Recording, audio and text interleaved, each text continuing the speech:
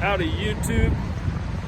Before I get into the meat and potatoes of the video that you are about to watch and why you're actually here in the first place, which is how to recharge a Tripac Evolution APU, I wanted to take a few moments and go through some of the symptoms of how you might be able to figure out that your Evolution APU only needs to be recharged and does not have a much bigger problem.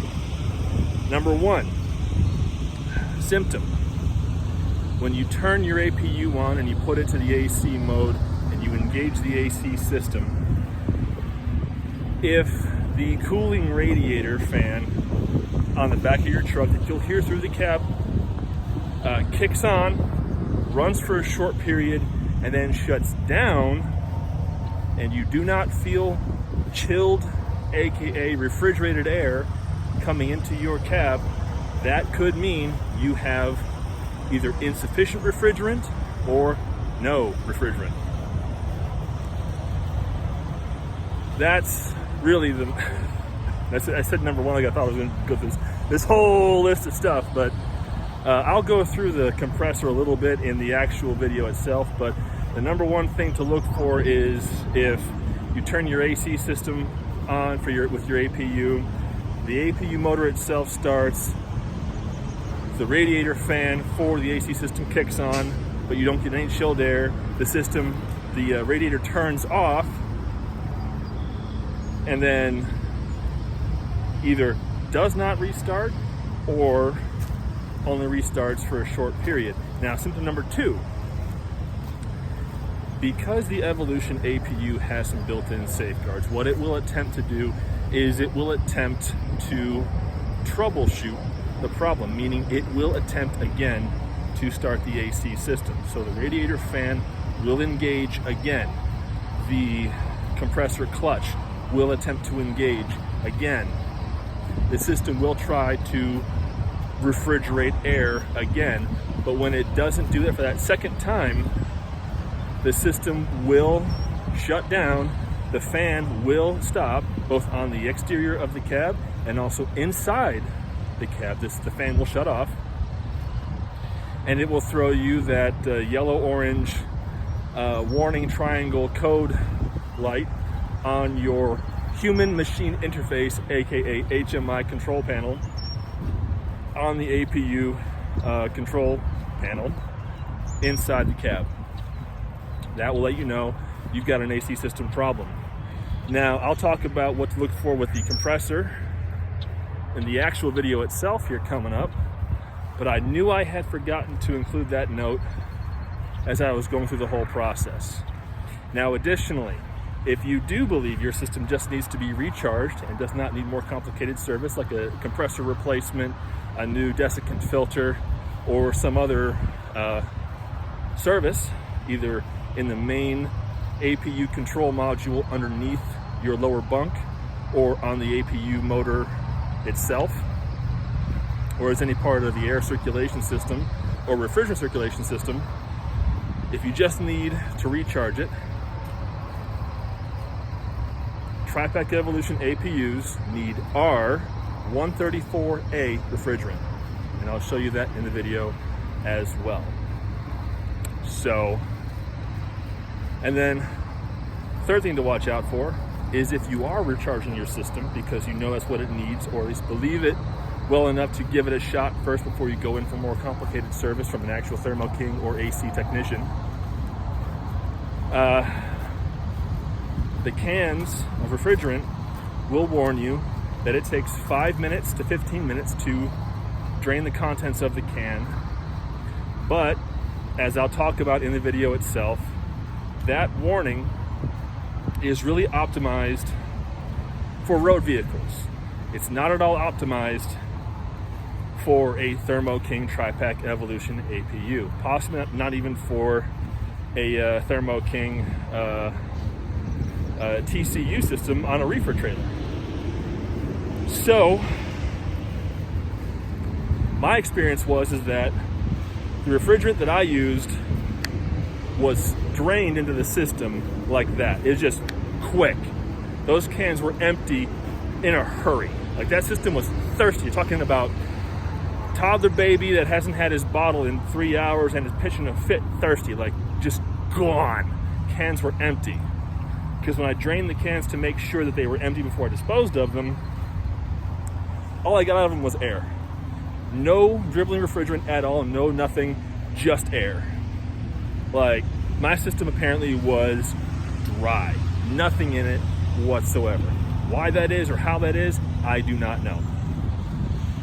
But it's something to keep an eye on. Anyway, on to the video.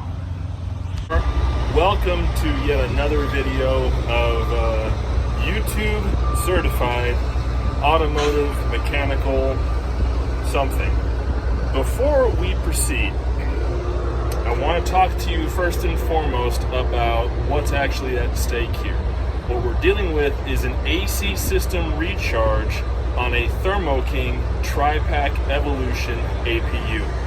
Now, I am not a Thermoking technician. I am not an AC certified technician. I am not a mechanic in any capacity. I am figuring this out based on what I saw on the internet, some research, and a resounding lack of information specifying how to in some cases, as well as the need to get this done because diesel prices are insane right now here in June 2022. And running the AC off of my APU is going to save me money versus using my precious main diesel tanks and my PACCAR MX-13 motor, because having it idle for 8 hours a day just to keep my cabin cool, because my truck is black and it's sunny and it's going to bake like an oven inside there. This is to my advantage because it keeps wear and tear off my engine. It reduces my fuel consumption, which saves me money. Now, how am I recharging this system?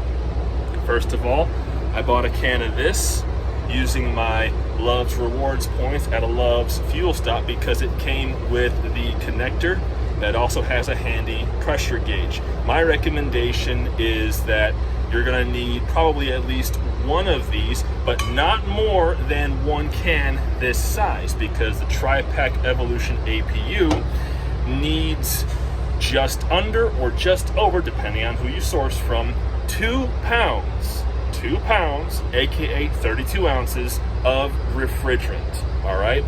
Now, this can says that it's 22 fluid ounces, essentially, aka 1 pound, 6 ounces, according to the label and the ink on the can there. Now, when I go to the ingredients, here on the back of the canister, I see approximately 19 ounces refrigerant, 3 ounces of lubricant, O-ring conditioner, leak sealer, and anti-wear additives with a color-coded gauge to provide for accurate fill. So, this does not contain 2 pounds of refrigerant, only 1 pound 6 of material, including refrigerant. So, what I have to augment that, should I need it, is a smaller can, a 12-ounce can of R134A refrigerant that I also got for Love's Rewards points because I had over 30,000, and I figure I've got the points. Why spend money when I can literally save myself some money on the money that I've already spent, so to speak? So that's how I'm doing it there. Now, this pressure gauge is going to be very helpful in how you get your system recharged, but before I go any further, doing this can be extremely dangerous to yourself, people around you, your truck, other people's trucks. So make sure, if you can, that you are doing this where no one's around you, because I have no one to either side of me, left or right, no one in front of me, and the nearest truck to me is 53 feet that away and 4 feet over, and that's his trailer back. So even if this canister were to explode, his truck would not be damaged. So do take into account that you are dealing with a high pressure, literally, situation, and if you do not proceed with caution, you do run the risk of can explosion, personal injury, and possibly even death. So It's on you if you want to do this yourself or just spin through the nose to have Thermo King do it for you, or a truck stop that has an AC certified technician. It's on you how you want to proceed. I elected to proceed myself and just see how well I do. So let me show you the situation and what you're going to be looking for. All right, so this is my APU. I have it open. I have the bottom pan off. You'll need to take off the bottom pan.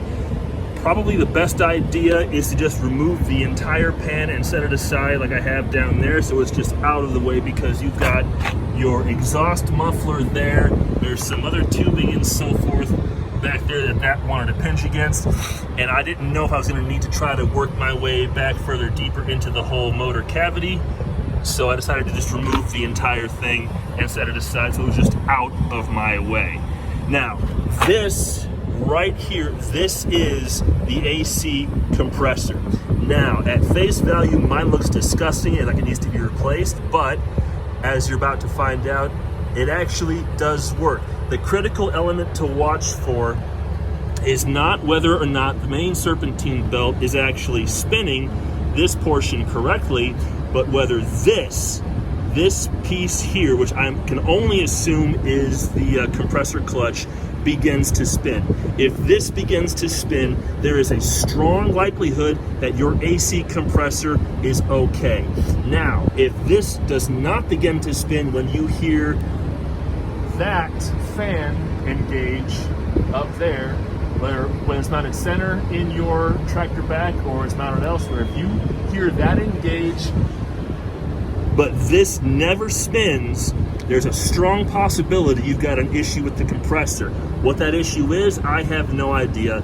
But if this is gonna spin, or it does spin, because you see it'll spin a little bit just as it is right there, but this is gonna spin at a high RPM, which I can only assume means that the clutch engaged and the compressor is working, all right?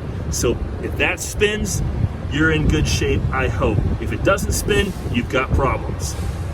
Now, where do we connect the pressure gauge? I'll show you that next. Okay, if you can hear me, I am under the APU, and this port right here is where you'll connect the pressure gauge. I can only assume this is the low side service port, because the pressure gauge and dispenser combination does not fit this larger diameter port. It only fit on this port. I did try both. Again, reminder, I am not a certified mechanic of any sort.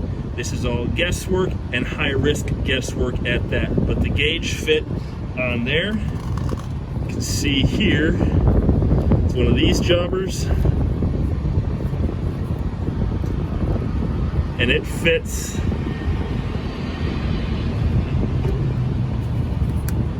there, and it's going to click when it locks. You want this locked in place. Now, coming back out,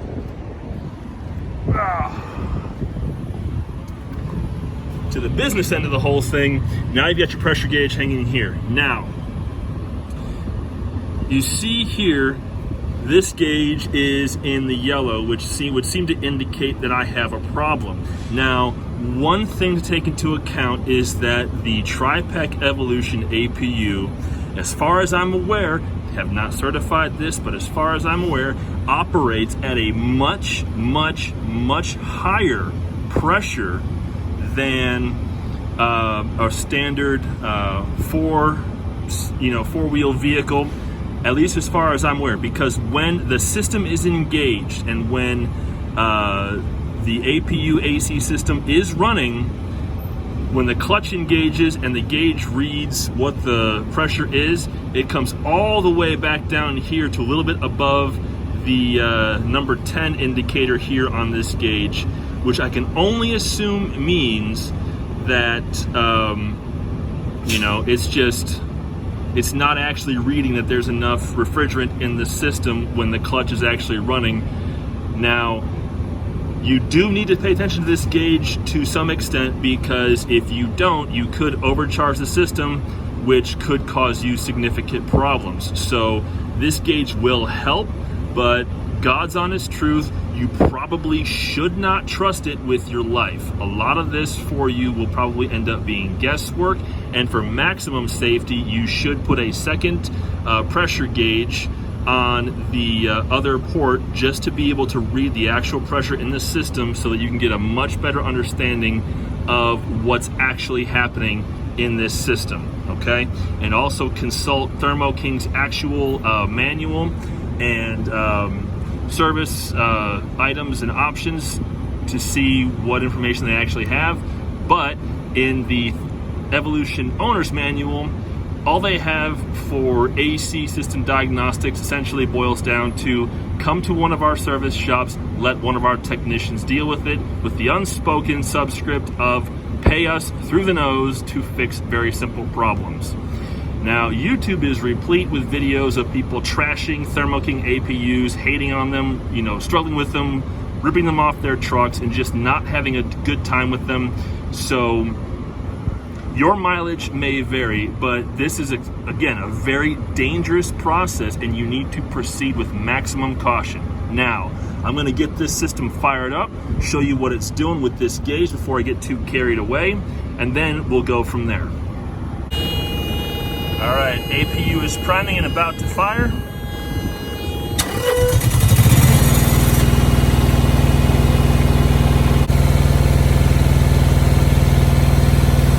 It takes a few moments for it to figure out it needs to engage the clutch.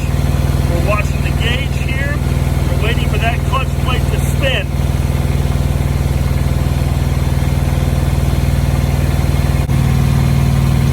Okay, the AC system is starting. There goes the clutch. You see here, there's the pressure all the way down to the low side. Now what I'm not 100% sure on is, do I need to add more? The gauge says yes, my gut doesn't know. But here's a major point to consider. If the clutch continues to spin and the fan inside your truck cab, you're getting cold air coming out of it, you may not need more refrigerant. But still, that gauge troubles me. But the clutch plate is spinning. The system seems to be working. All right, we're on the back of the truck on the catwalk. Here's the radiator fan. This is the filter assembly. There's a sight glass on top right there that you should be able to see bubbles on. And maybe I can kind of see them. Let's see if the camera can pick them up.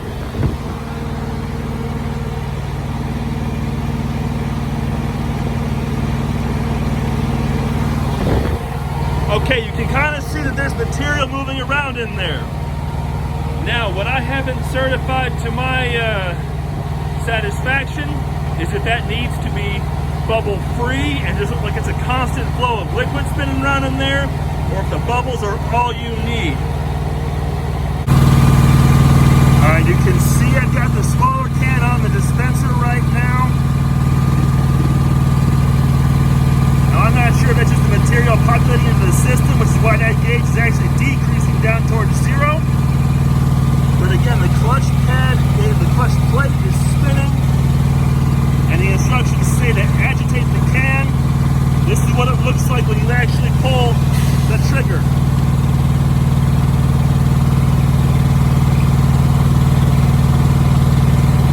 Now the can will get cold in your hand as the refrigerant agitates. They say around 5